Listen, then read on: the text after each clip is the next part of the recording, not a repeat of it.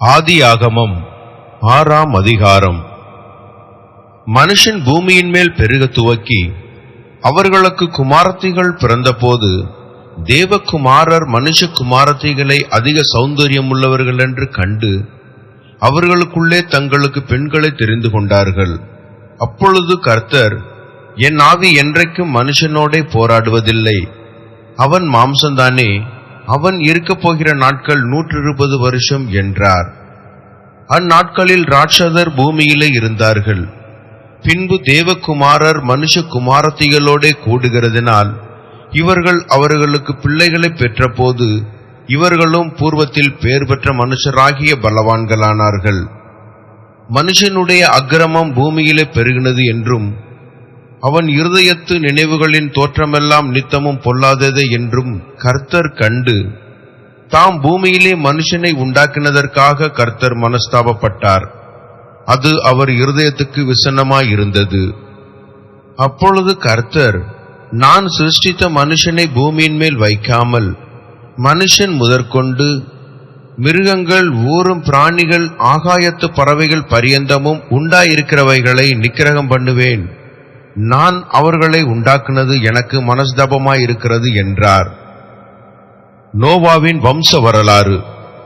நோவா தன் காலத்தில் இருந்தவர்களுக்குள்ளே நீதிமானும் உத்தமனுமாயிருந்தான். நோவா தேவனோடு சஞ்சரித்துக் கொண்டிருந்தான். நோவா சேம், காம், யாப்பேத் என்னும் 3 குமாரரை பெற்றான். பூமியானது தேவனுக்கு முன்பாக சீர்கெட்டதாய் இருந்தது. பூமி கொடுமையினால் நிறைந்திருந்தது. தேவன் பூமியை பார்த்தார், இதோ அது சீர்கெட்டதாய் இருந்தது. மாம்சமான யாவரும் பூமியின் மேல் தங்கள் வழியை கெடுத்துக் கொண்டிருந்தார்கள். அப்பொழுது தேவன் நோவாவை நோக்கி, மாம்சமான யாவரின் முடிவும் எனக்கு முன்பாக வந்தது. அவர்களாலே பூமி கொடுமையினால் நிறைந்தது. நான் அவர்களை பூமியோடு கூட அழித்து போடுவேன். நீ கொப்பேர் மரத்தால் உனக்கு ஒரு பேழையை உண்டாக்கு. அந்த பேழையிலே அறைகளை உண்டு பண்ணி அதை உள்ளும் புறமுமாக கீழ் பூசு.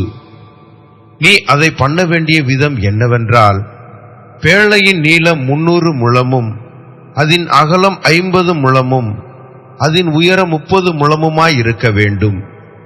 நீ பேழைக்குள் ஓர் ஜன்னலை உண்டு பண்ணி மேல்தட்டுக்கு ஒரு முழ தாழ்த்தியிலே அதை செய்து முடித்து பேழையின் கதவை அதன் பக்கத்தில் வைத்து கீழ் அறைகளையும் 2ஆம் தட்டின் அறைகளையும் 3ஆம் தட்டின் அறைகளையும் பண்ண வேண்டும்.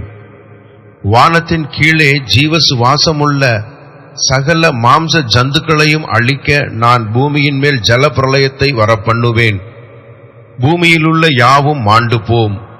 ஆனாலும் உன்னுடனே என் உடன்படிக்கையை ஏற்படுத்துவேன். நீயும் உன்னோடே கூட உன் குமாரரும் உன் மனைவியும் உன் குமாரரின் மனைவிகளும் பேழைக்குள் பிரவேசியுங்கள். சகலவித மாம்சமான ஜீவன்களிலும் ஆணும் பெண்ணுமாக வகை ஒன்றுக்கு ஒவ்வொரு ஜோடு உன்னுடன் உயிரோடே காக்கப்படுவதற்கு பேழைக்குள்ளே சேர்த்துக்கொள்.